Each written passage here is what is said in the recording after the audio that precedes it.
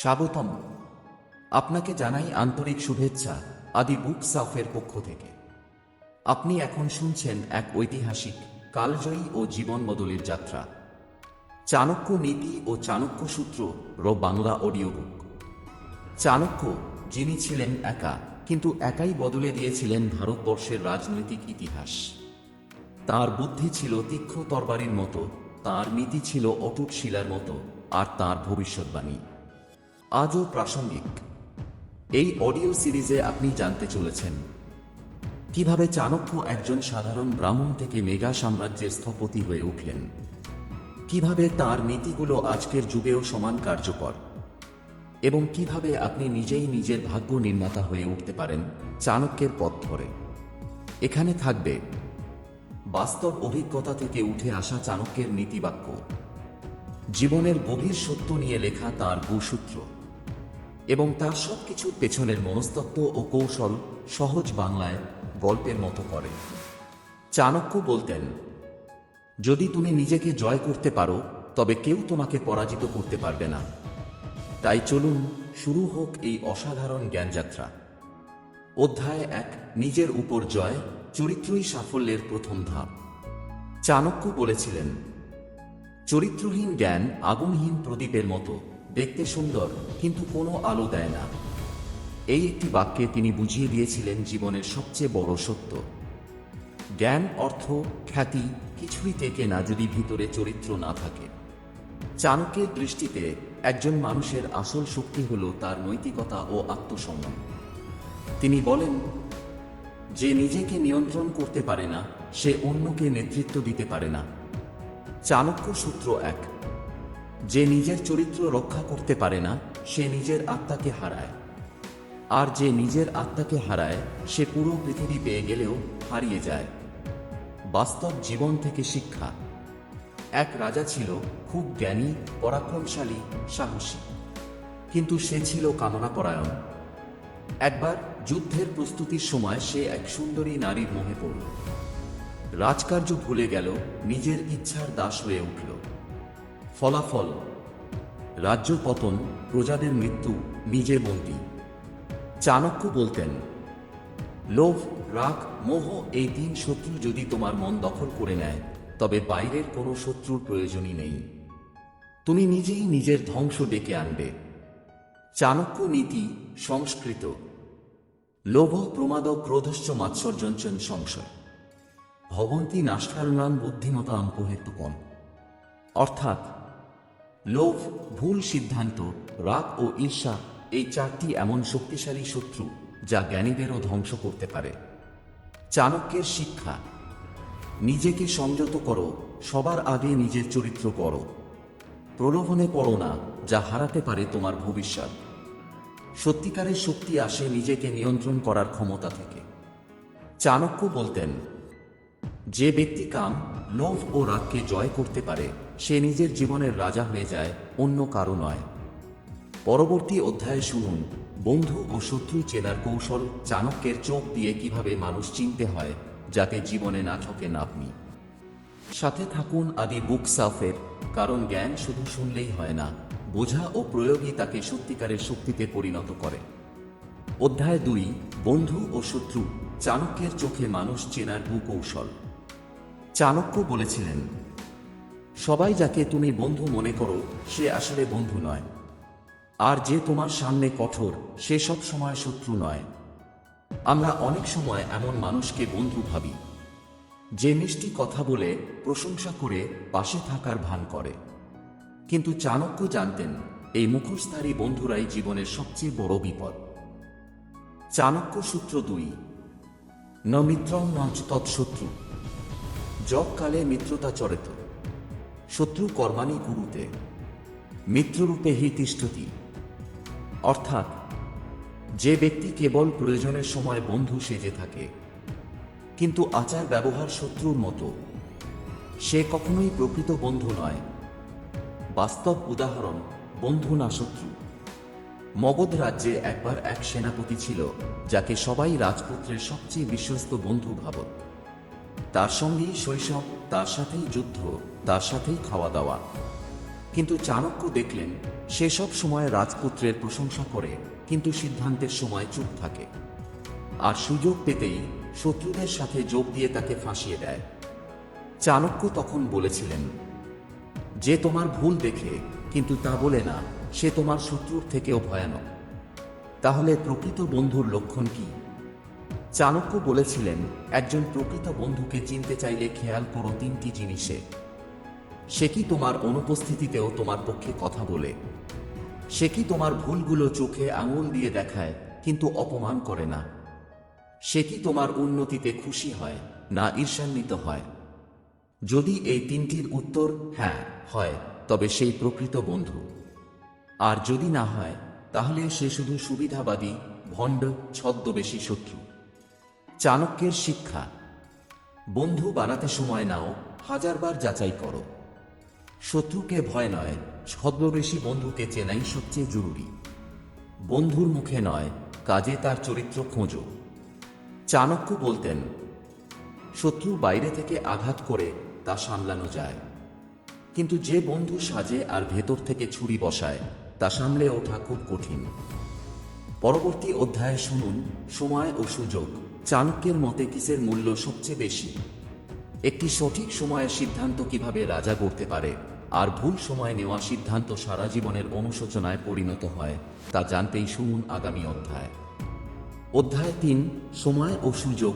চাণক্যের মতে সাফল্যের আসল চাবিকাঠি। চাণক্য বলেছিলেন, পৃথিবীর সবচেয়ে মূল্যবান সম্পদ হল সময়।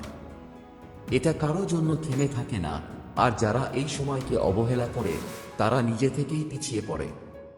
একটা ভুল সময় নেওয়া ভুল সিদ্ধান্ত শুধু দিন নয়, একটা পুরো জীবন নষ্ট করে দিতে পারে। চাণক্য বারবার সময়ের গুরুত্বকে ঈশ্বরের সঙ্গে তুলনা করেছেন, যার উপর নিয়ন্ত্রণ নেই কিন্তু যার উপর নির্ভর করে জীবনের প্রতিটি ফলাফল। চাণক্য সূত্র 3, কালো পচতি ভূতানি, কালো সংহারতি প্রজা, কালো ক্ষিপতি ভূতেষু, কালো পায়তি সর্বদা। অর্থাৎ সময়ই সব সৃষ্টি করে, সময়ই ধ্বংস করে। সময় মানুষকে উঁচুতে তোলে, আবার সময়ই তাকে পতনের মুখে ফেলে। চাণক্যের চোখে যে ব্যক্তি সময়কে বুঝে সিদ্ধান্ত নেয়, সেই প্রকৃত জ্ঞানী। বাস্তব গল্প, সময় চেনার বিদ্যা। চন্দ্রগুপ্ত মৌর্য তখন একজন অজ্ঞাত পরিচয়ের কিশোর। রাজা ধনানন্দ ক্ষমতার শিখরে।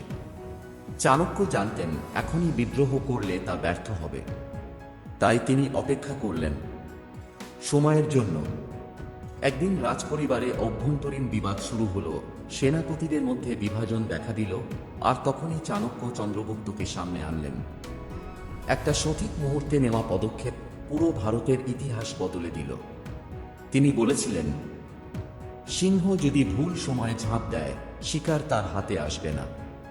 চাণক্যের সময় ব্যবস্থাপনার 3টি মূলনীতি। যা করতেই হবে তা এখনই করো, কাল নয়। সঠিক সময় না বলা, সঠিক সিদ্ধান্ত, দুটোই জীবন রক্ষা করতে পারে। বেকার সময় মানেই আত্মাহুতি, যত ছোটই হোক, সময়ের সঠিক ব্যবহার করো। সতর্কবাণী। চাণক্য বলেছিলেন, অপেক্ষা করো কিন্তু অলস থেকো না।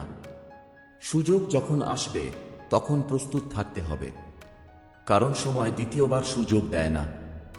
অনেকে জীবনে বড় কিছু করতে চায় কিন্তু প্রস্তুতি নেয় না, আর যখন সুযোগ আসে তারা শুধু আক্ষেপ করে, আরেকটু সময় পেলে পারতাম। কিন্তু চাণক্য বলতেন, সময় পাবে না, সময়কে তৈরি করতে হবে। উপসংহার।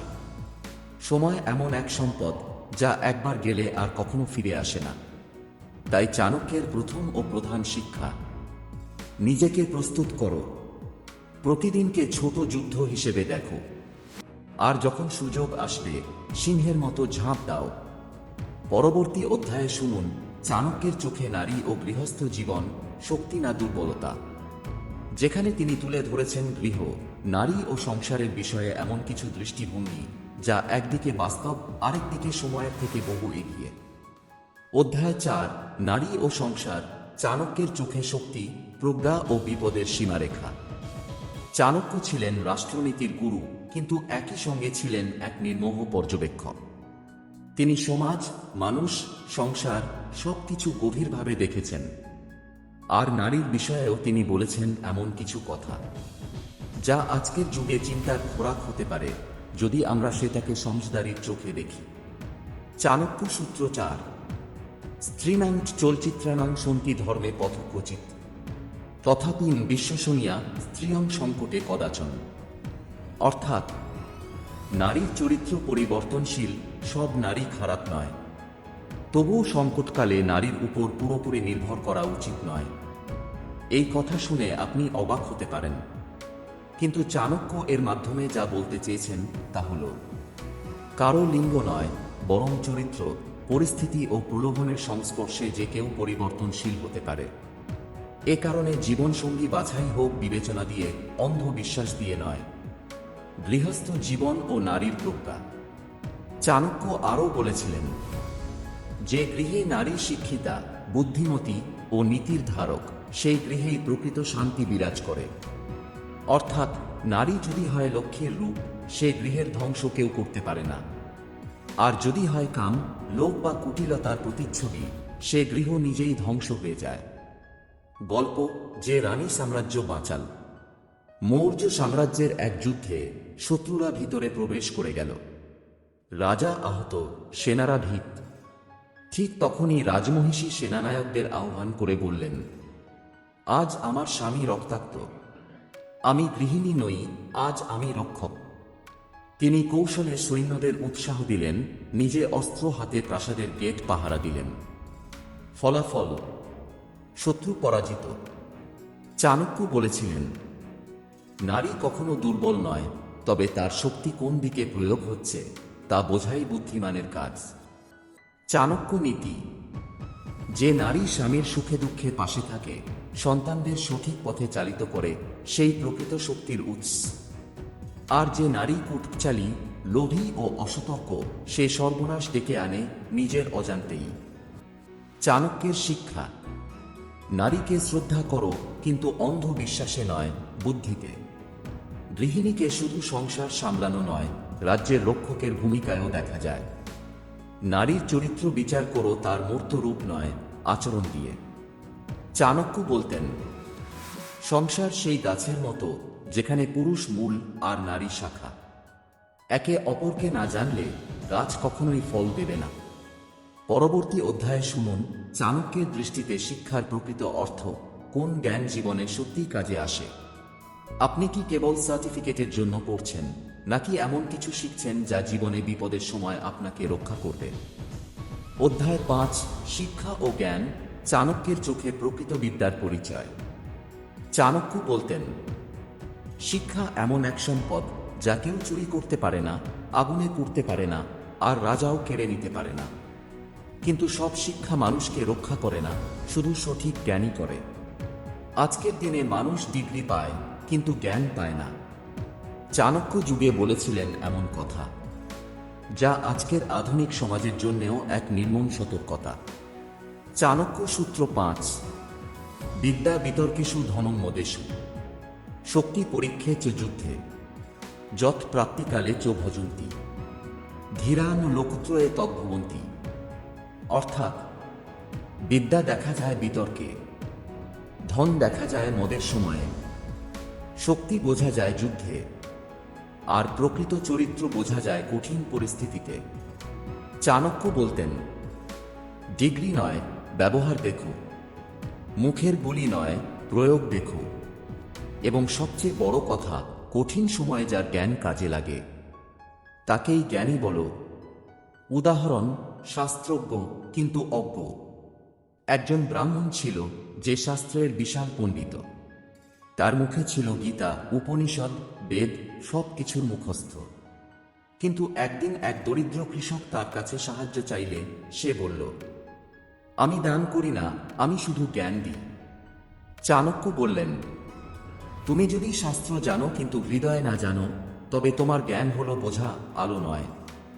তিনি আরও বলেন, সত্যিকারের শিক্ষা তোমার হৃদয়ে বদলাবে, অহংকার নয় বাড়াবে। আর যা শিক্ষায় বিনয় নেই, সে বিদ্যান নয়, শুধু পাণ্ডিত্য প্রদর্শক। চাণক্যের শিক্ষার মূলনীতি, যে শিক্ষা জীবনের সমস্যায় কাজে লাগে সেটিই প্রকৃত শিক্ষা। বিদ্যা যদি অহংকার তৈরি করে তা বিষ হয়ে দাঁড়ায়। আচরণহীন জ্ঞান ফলহীন বৃক্ষের মতো নিরর্থক। চাণক্যের শিক্ষা, বিদ্যা শিখো প্রয়োগের জন্য, শো অফ করার জন্য নয়। এমন কিছু শিখো যা জীবন বদলাবে, মানুষ বাঁচাবে, সমাজে আলো ছড়াবে। এবং সর্বোপরি শিক্ষা যেন তোমাকে নম্র করে অন্যকে ছোট করার হাতিয়ার না বানায়। চাণক্য বলতেন, যে মানুষ তার বিদ্যা দিয়ে অহংকার করে সে ততদিনই বিদ্বান যতদিন সে বাস্তব জীবনের মুখোমুখি হয়নি। পরবর্তী অধ্যায়ে শুনুন ধন সম্পদ ও লোভ, চাণক্যের মতে অর্থ কিভাবে আশীর্বাদ ও অভিশাপ হতে পারে। কেন কিছু মানুষ টাকার জন্য সবকিছু হারায় আর কিছু মানুষ টাকা দিয়েও নিজেকে রক্ষা করে, তা জানতেই শুনুন পরের অধ্যায়। অধ্যায় 6, ধন ও লোভ, আশীর্বাদ না অভিশাপ। চাণক্য বলতেন, অর্থ তোমার দাস হলে তুমি রাজা, আর তুমি অর্থের দাস হলে তুমি দুঃখের কৃতদাস। আজকের দিনে মানুষ টাকা পেছনে দৌড়ায়। চাণক্য বলতেন, তুমি যদি দৌড়াও নীতি ছাড়া, তবে ধন তোমাকে পতনে নিয়ে যাবে। চাণক্য সূত্র 6, অর্থমূলম ইদং জগৎ, অর্থাৎ এই জগতের মূল চালিকা শক্তি অর্থ। তবে তিনি পরেই বলেন, অর্থের দাস না হয়ে তার নিয়ন্ত্রক হও। কারণ লোভ এমন এক অন্ধকার যা জ্ঞান, বন্ধু, সংসার সব গিলে ফেলে। উদাহরণ, ধন হারিয়ে যাওয়া রাজা। এক রাজা প্রচণ্ড ধনী, দিনরাত তার ধনের পাহারা, আরও অর্থ কামানোর চেষ্টা। একদিন সে অসুস্থ হয়ে পড়ে, চিকিৎসকরা বলে বিশ্রাম নিতে হবে। কিন্তু রাজা বলে, আরও ধন চাই, সময় নেই। দেখতে দেখতে ধন তো রইল, কিন্তু রাজা রইল না। চাণক্য বলতেন, যে অর্থ জীবন বাঁচায় সেই অর্থই যদি জীবন কেড়ে নেয়, তবে সে আশীর্বাদ নয়, অভিশাপ। শিক্ষা, অর্থ কামাও কিন্তু নীতির বাইরে গিয়ে নয়। লাভ করো কিন্তু চরিত্র হারিয়ে নয়। ধন যদি শান্তি না আনে তবে তা বোঝা মাত্র। অধ্যায় 7, কপটতা ও প্রতারণা, মুখোশের জগতে সতর্ক থাকা শেখো। চাণক্য বলতেন, সবচেয়ে ভয়ঙ্কর শত্রু সেই যে তোমার সামনে বন্ধুর মুখোশ পরে। এমন প্রতার করা সমাজে, রাজনীতিতে, ব্যবসায়, এমনকি নিজের ঘরেও থাকে। চাণক্যের মতে, তাদের চেনা যায় কথায় নয়, কাজে।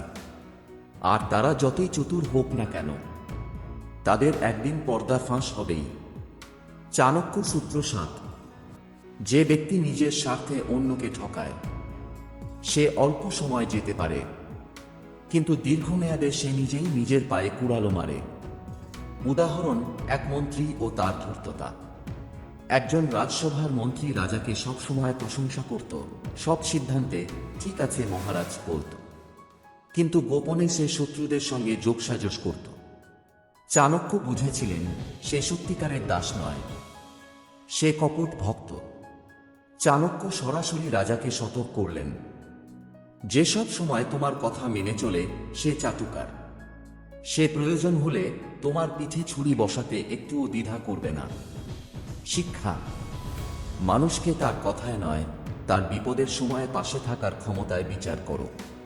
প্রতারণা যদি ক্ষমা করো তবে নিজেই ধ্বংসকে আমন্ত্রণ জানাও। চাণক্যের নীতি, একবার ধরা খেলে ক্ষমা, দ্বিতীয়বার নয়। পরবর্তী অধ্যায়ে শুনুন চাণক্যের চোখে নেতা কে হতে পারে একজন যোগ্য নেতৃত্ব। শাসক হোক, শিক্ষক হোক বা একজন পিতা, নেতৃত্ব কাকে বলে। চাণক্য শেখাবেন এমন গুণ যা আপনাকেও একজন পথপ্রদর্শক করে তুলতে পারে। সাথে থাকুন আদি বুক সাফের, কারণ প্রতিটি অধ্যায়ে চাণক্য আপনার জীবন বদলে দিতে প্রস্তুত। অধ্যায় 10, শত্রু, কৌশল ও প্রতিশোধ, চাণক্যের কূটনীতি। চাণক্য বলতেন, শত্রুর সঙ্গে লড়াই করো না যতক্ষণ না তুমি পুরোপুরি প্রস্তুত। আর যখন করো, এমনভাবে করো যেন সে আর কখনো ফিরে না আসে। তার মতে প্রতিশোধ আবেগ নয়, একটা হিসেবি কৌশল। শত্রুর বিরুদ্ধে প্রতিশোধ তখনই নেওয়া উচিত যখন সেটা ন্যায়ের পথে এবং সঠিক সময় হয়। চাণক্য সূত্র 10, শত্রু যদি তোমার দুর্বলতা জানে তবে সে তোমাকে বারবার আঘাত করবে। কিন্তু তুমি যদি তার দুর্বলতাকে অস্ত্র বানাতে শেখো তবে তুমি অজেয় হয়ে যাবে। উদাহরণ: ধনানন্দের পতন। চন্দ্রগুপ্ত মৌর্যকে সিংহাসনে বসাতে চাণক্য প্রতিশোধ নিয়েছিলেন নন্দবংশের রাজা ধনানন্দের বিরুদ্ধে। কিন্তু এই প্রতিশোধ ছিল রক্তে নয়, ছিল নীতির যুদ্ধ। তিনি প্রথমে শত্রুর ভিতর ভাঙন ধরালেন, তারপর তথ্য, বিশ্বাসঘাতকতা ও কৌশল দিয়ে তাকে চিরতরে সরিয়ে দিলেন। তবেই প্রতিষ্ঠা পেল এক নতুন ইতিহাস। চাণক্য বলেছিলেন, শত্রুকে আঘাত করতে গিয়ে নিজের ক্ষতি করো না। তাকে আঘাত করো তখনই যখন সে তোমার আঘাত সহ্য করতে পারবে না। চাণক্যের শিক্ষা: প্রতিশোধে আবেগ নয়, কৌশল রাখো। শত্রুকে কখনো তুচ্ছ ভাবো না, তাকে পর্যবেক্ষণ করো। নিজের শক্তি লুকিয়ে রাখো, সময় এলে ব্যবহার করো। তিনি আরও বলতেন, জ্ঞানী ব্যক্তি প্রতিশোধের আগেই জয়ী হয়ে থাকে, কারণ সে প্রথমে নিজেকে জয় করে। এভাবেই শেষ হল চাণক্য নীতির প্রথম 10টি অধ্যায়। চাণক্য আমাদের শুধু রাজনীতি শেখাননি, তিনি শেখান নিজেকে জয় করার শিল্প। প্রতিটি বাক্য, প্রতিটি সূত্র জীবনের এক একটা স্তম্ভ। যদি আপনি এই কথাগুলো উপভোগ করে থাকেন তবে চ্যানেলটি সাবস্ক্রাইব করুন, ভিডিওটি লাইক করুন আর আপনার প্রিয়জনদের সঙ্গে শেয়ার করুন। কারণ জ্ঞান তখনই প্রকৃত শক্তি হয়ে ওঠে যখন তা শুধু নিজের মধ্যে আটকে না রেখে আরও অনেককে আলো দেখায়। সাথে থাকুন আদি বুক সাফের, যেখানে শব্দ নয়, জীবন বদলের জন্য ভাবনার জন্ম হয়। ভালো থাকুন, সুস্থ থাকুন, নিজেকে জানুন, নিজেকে গড়ুন।